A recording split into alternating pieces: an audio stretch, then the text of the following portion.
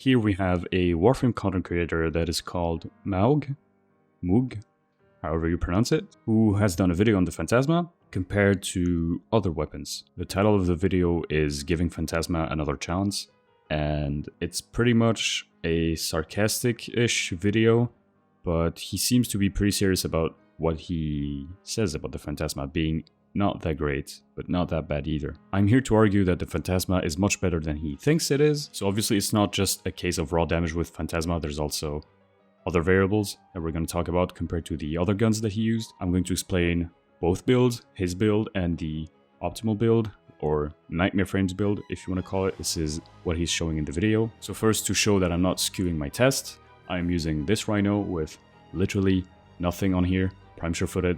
That's what it does if you don't know. No arcanes.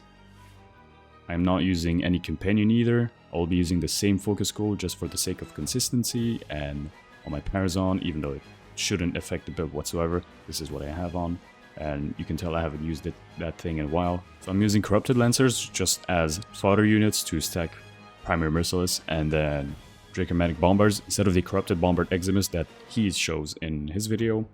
My reasoning for this is that these are beefier targets. They have 500 base alloy armor and they have 1700 clone flesh, whereas these guys have only 300 clone flesh for the same armor. Obviously they have overguard, but overguard isn't really affected by anything except void damage, so it doesn't really matter. The only difference between the two is these guys are from the Greenier faction and these guys are from the Orokin factions, which only changes what Bane mod you're going to use. In any case, both of these guys are beefy targets and they are not your standard fodder unit in Warframe. That's something you gotta keep in mind.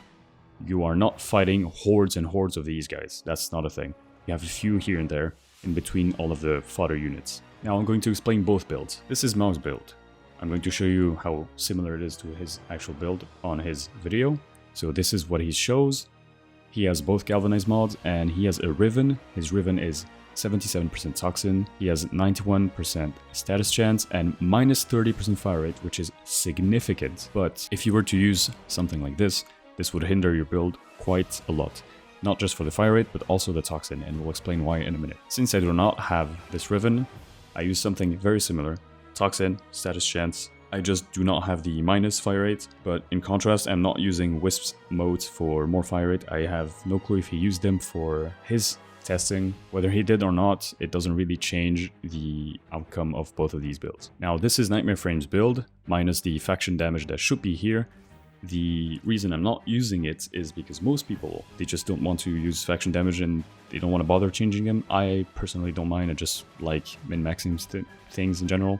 That's what I like in any video game. And this is not max rank, but it will be good enough because there's diminishing returns anyway with Primary Merciless and Galvanized Savvy that, you know, everything provide base damage. So they're not going to be multiplicative to each other, they're going to be additive to each other. First, the similarities between the builds.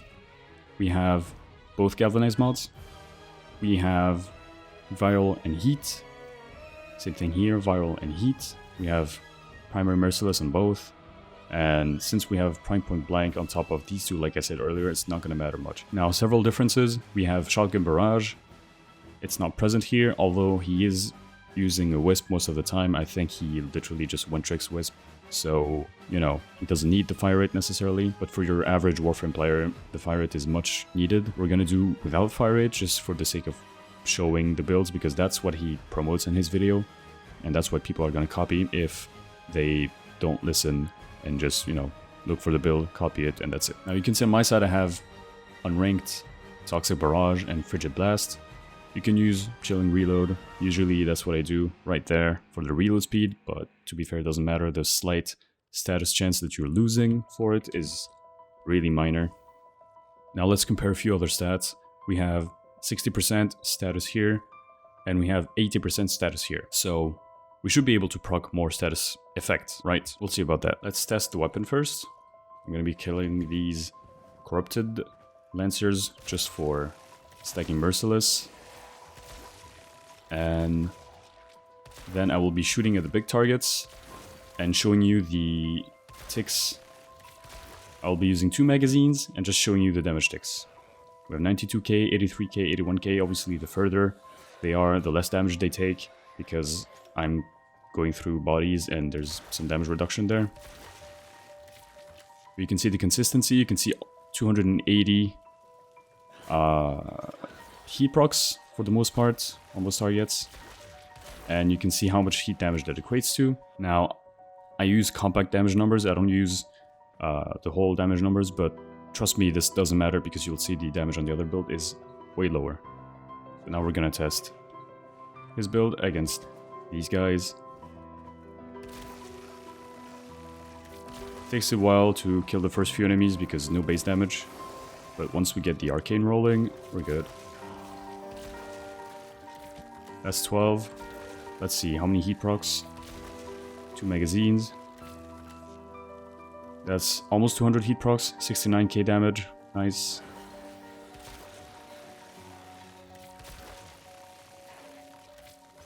That's 230, we got a little bit more lucky, 80k. It's a bit more inconsistent. You get a little bit less heat procs. I should say a lot less, actually. Because 50 heat procs, 60 heat procs is quite the difference.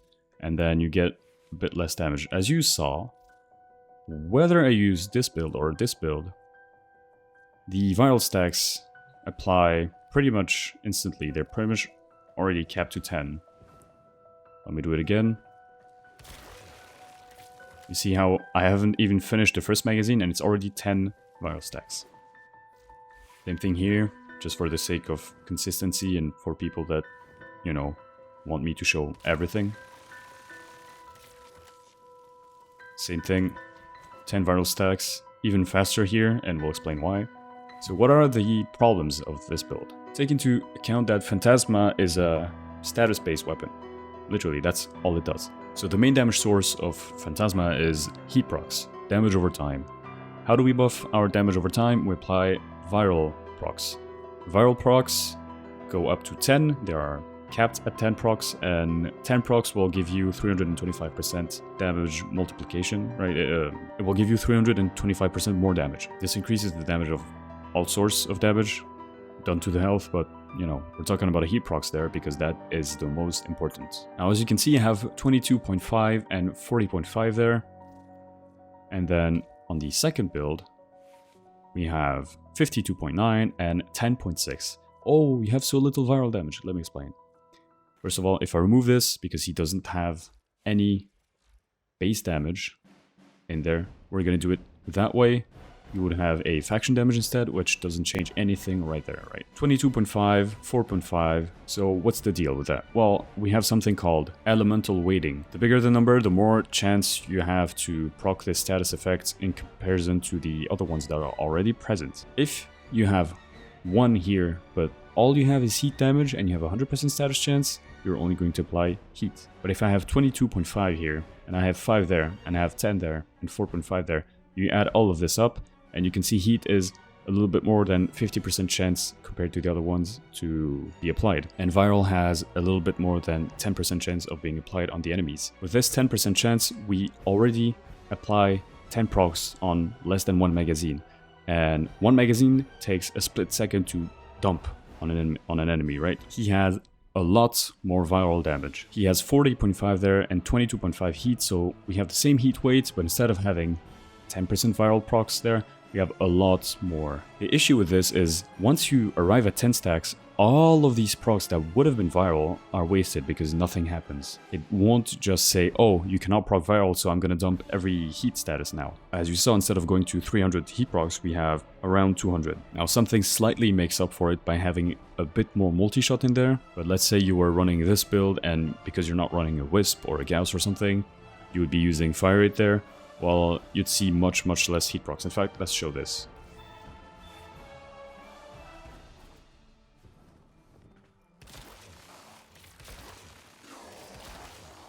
As you can see, the fire rate bumps up our damage quite a lot.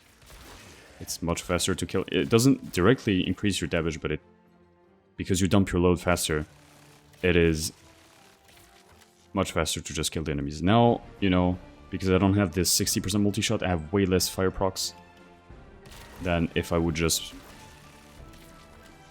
be using a bit more multi-shot. So he does make up a little bit for it, but not enough. If he used this exact build, and instead of Shotgun Barrage, used, well, Vigilante or something else, whatever you like, to be fair, he would be dealing a lot more damage with his Wisp buffs. Now, I'm going to show you the difference in damage with this build, but this time we'll be using... I hope I'm using the right Bane mod, actually, I didn't pay attention. It's not even maxed out. As you can see, I'm missing 2 nodes here, which would increase the damage significantly. Well, significantly. Having 1.55 times more damage plus, you know, times 1.55 because it double dips on damage over time is a lot more than just having 1.45 times 1.45. But I digress. Let me just show you the difference in damage. So it doesn't change on these guys because they are corrupted. But it does change on these guys because they are greener. 162k.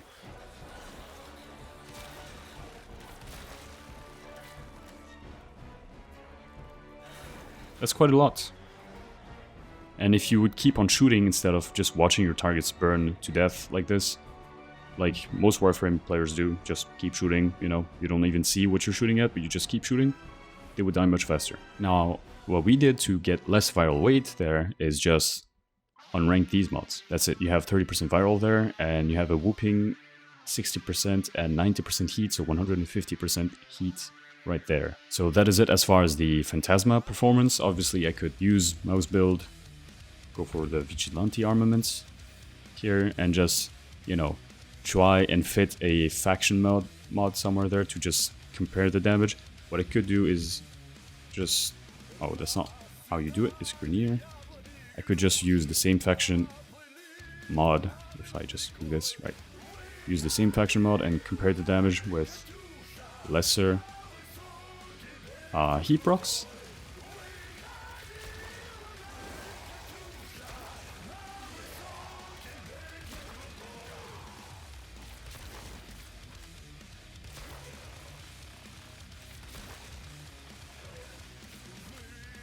So you have about 200 and 128k, so that's about 20k less, 30k less, give or take. So just using a Bane mod actually makes the damage gap much closer than it was before, because they are just this strong with damage over time. It's ridiculous, but yeah, no hard feelings. Moug, I'm just trying to clear up all of this mess, because I've been commenting on your video and you've been responding and everything, and I don't want this to become just, some sort of drama or whatever, because people are just commenting quote-unquote negative things about your video. Yes, some of them lack tact and they just say, oh, your build is shit. And some of them are quite nice and they try to provide alternatives and they are polite, and that's what it should be. Now, one thing I would like to touch on that I don't think he understood through my comments. He said there's obviously a bit of sarcasm, but let's be real. First of all, I got a Wisp that gives fire rate, like I said. Yes, the Riven can be better, much better, and the build can be better, but in no circumstances should I be getting 1000 heat procs. Agree, they should be dying before 1000 heat procs if you're using the Phantasma. Let's say one day they release a weapon that does similar things to the Phantasma, but instead of having 60% status chance in your build because of the base status chance, let's say that weapon had 200% status chance, you would probably be getting around 1k heat procs. It doesn't mean that 1k heat procs is good or bad, it just depends how long it takes you to get to 1k heat procs and then how much damage these heat procs do. Because I could just try and choose one of the weapons with the most status chance in the game and stack a bunch of heat procs, and it would deal 0 damage. It's pretty much what happened in his video. The reason it dealt 0 damage is, because of his build. So what he does is he started off not stacking primary merciless. That's one way to do it, but don't be surprised you get to 1k heat procs and you still don't kill anything. Now, he says yes, the gun probably would kill a bit faster with a better build, since he would be getting 1500 heat procs. But it would still be slower than Convictrix or 10F Flux Rifle, because he shows in his video with his builds how well the Convictrix and Flux Rifle, 10F Flux Rifle do. One thing that I want to point out is 10F Flux Rifle and Convictrix are both single target weapons. You can make a funny synergy with the 10F Flux Rifle and Saren and Toxic Lash against Corpus units to be AoE, but that's something else. Phantasma is not AoE per se, but it has basically infinite body punch through. It just stops once your beam stops, once the beam length is at its limit. So the thing that Phantasma excels at is killing hordes of enemies, which is literally what you do 90% of the time in this game. Also take into account the tile sets, which have big corridors and or big rooms with clumps of enemies. Now he says this video isn't made to show how good Phantasma is, because it can work even up to level 1k. It can work up to maximum like level cap. It, you know, most weapons can. He's comparing its damage to weapons he actually thinks are better. If you like using the Phantasma, that's fine, but it's not for me. If it's not for you, man, cool, you know, it's whatever. You're allowed to not like a weapon, but if you're gonna showcase the weapon, just, you know, try and put in a little bit more effort to show an optimized build, so that people can see the potential of the weapon and then decide for themselves if they want to play it or not. I want to quickly touch on something else. Now that force proc impact is really good if you want to use it with primary accelerate. So I have no clue if he knows what Nightmare Frame meant with this. Nightmare Frame is just saying you can use this build with this arcane if you want to use the Phantasma as a primer. There are a few primary weapons that people can use as a primer if you want to prime for your melee weapon or your secondary weapon. That is a totally valid thing to do, and I have no clue if Moug is aware of it or not, or if he's just, you know, trying to make it look funny. But by no means Nightmare Frame was trying to say this was a good build for dealing damage. Now, if you take a look at Bubonico, you can make a primer Bubonico, which is what I used right there.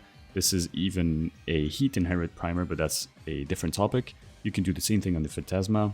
It's just, this is a little bit better because I like the AoE better. You have also the Cedo that can serve as a primer. Right there, this is heat inherit, and this is just your generic primer.